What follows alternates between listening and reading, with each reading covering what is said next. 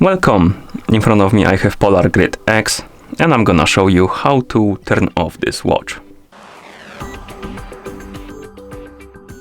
First we need to open the menu on our watch. To do it, press the back button. Once the menu opens, you can use the touch screen or the up and down buttons to scroll through the menu.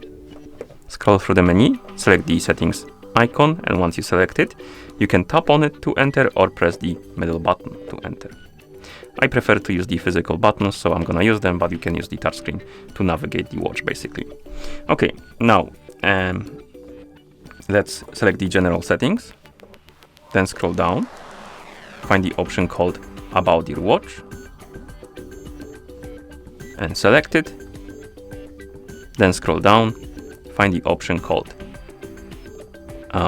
Shutdown, it's this one, and then select it. You can tap on it or press the button. Then confirm by pressing the button and wait. It takes about 2 seconds for the watch to turn off. And that's how you turn off this device. Thank you for watching. If you found this video helpful, please consider subscribing to our channel and leaving the like on the video.